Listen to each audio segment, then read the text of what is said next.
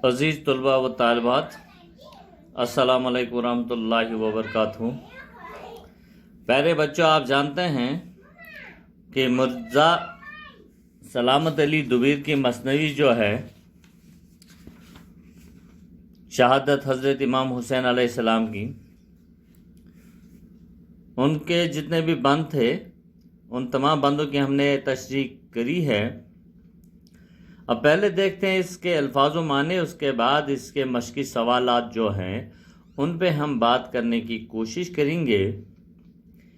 अल्फाज माने हैं, अल्फाज हैं खाक शफ़ा, यानी कि करबला की खाक, वो खाक तंदुरुस्त कर देने वाली मिट्टी जिस खाक से शफ़ा हो।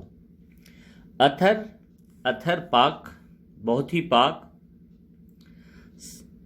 शुमर, हज़रत इमाम हुसैन का कातिल। उस बदबख्त लईन ने हज़रत इमाम अलैहिस्सलाम वो उनके सीने पे चढ़ के हज़रत इमाम हुसैन अलैहिस्सलाम की उन्होंने सर मुबारक उसके तन से जुदा कर दिया था इस बदबख्त शुमर लईन ने। हलक जो है वो गला को कहते हैं। उसके बाद है गुल करना। गुल करना जो है वो है बुझा देना, मिटा देना।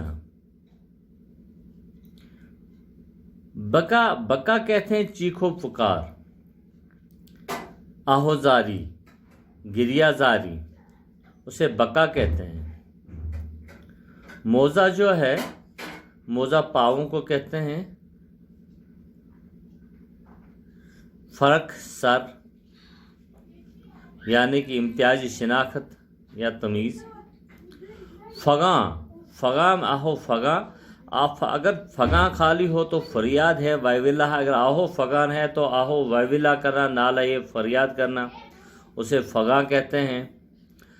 खैरुन्निसा, खैरुन्निसा हज़रत इमाम हुसैन अलैहिस्सलाम की वालिदा मोहतरमा यानी हज़रत फ़ातिमा अलैहिस्सलाम को रज़ियल्लाहु ताला अन्हु को कहते हैं।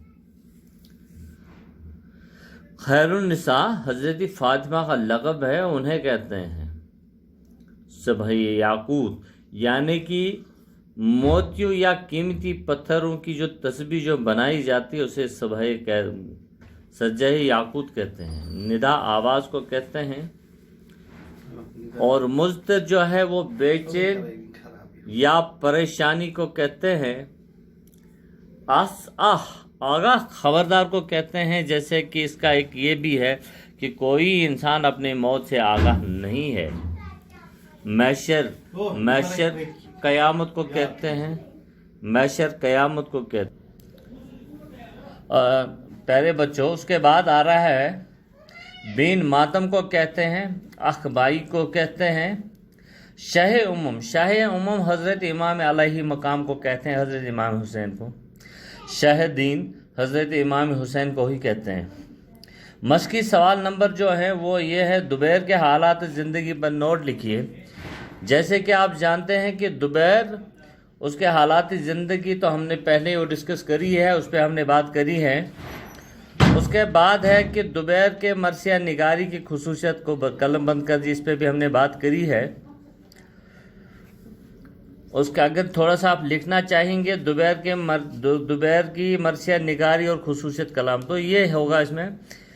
मिर्ज़ा सलामत अली दुबैर हकीकत निगारी, जज्बात निगारी, मंजर निगारी पर पूरा कमाल रखते थे। ज़बान की सफाई, बंदिश की चुस्ती और शेर की ज़ाहरी मुहस्सिन के लिहाज से उनका कलाम ख़ास अहमियत का हामिल है।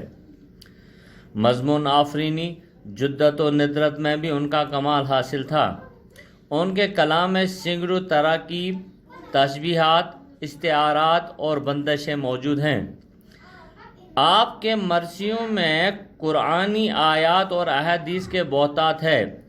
दुबैर ने जिद्दत ख्याल, बुलंद तख़य्युल, नई तमसीलात और पुरशुक़्वा अल्फाज इस्तेमाल करने पर खुलूसी तवज्जो दी।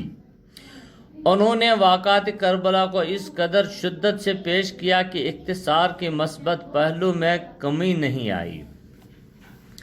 दुबैर ने रवायतों और अहदीस से काम लेकर मरसियों को तवील बना दिया है। مرزا سلامت علی دوبیر کی زبان پرشکوہ، انداز بیان پروکار، پرزور خیالات بیان کرنے میں وہ ملکہ رکھتے ہیں۔ ان کی وقت پسندی، معنی آفرینی کی وجہ سے کلام میں کئی جگہ پیچیدگی پیدا ہو گئی ہے۔ مرزا سلامت علی دوبیر تخیل کے بادشاہ ہیں۔ تخیل کی زور کی وجہ سے اگرچہ صحت زبان اور بلاغت کہیں کہیں نظر انداز دکھائی دیتی ہے، لیکن اسے ان کے کمال پر حرف آتا نہیں معلوم ہوتا۔ ان کے کلام کئی ضخیم جلدوں میں موجود ہے۔ یہ ان کی مرثیہ نگاری کی خصوصیات ہے۔ عزیز طلباء و طالبات، اس کے بعد پھر ہیں مرثیہ کے تیسرے اور چوتھے بند کی تشریح کیجیے، وہ تو آپ جانتے ہی ہیں۔ اور اس میں مرثیہ میں جن عظیم ہستیوں کے نام آئے ہیں وہ قلم بند کر دیجیے۔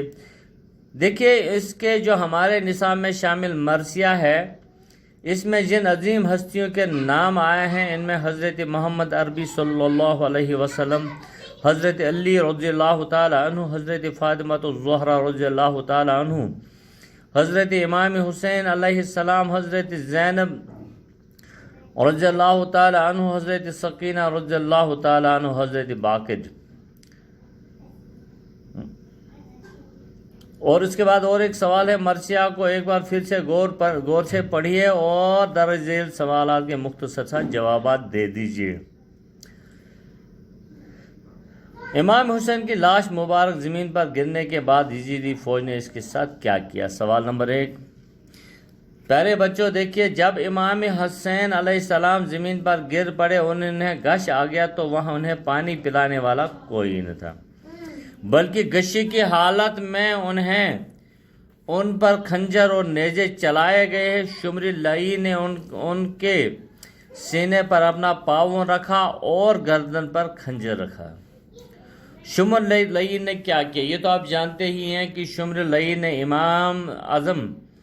امام حسین کے سینے پر پاؤں رکھ اور گلے پر خنجر رکھا۔ امام حسین کا سر مبارک ان کے تن پاک سے جدا کر دیا اور ان کا مقدس اور مبارک سر نیزے پر چڑھا دیا۔ اس کے بعد مرثیہ میں فاطمہ زہرا کے کلمات بیان کیے گئے ہیں، ان کو نثر میں لکھیے۔ یہ آپ خود کریں گے۔ اور اس کے بعد اور ایک ہے، اس مرثیہ میں بیان کی گئی ہیرو کی حالت زار کو اپنے لفظ میں لکھے۔ دیکھیے یہ آپ خود کریں گے یہ 2 سوال۔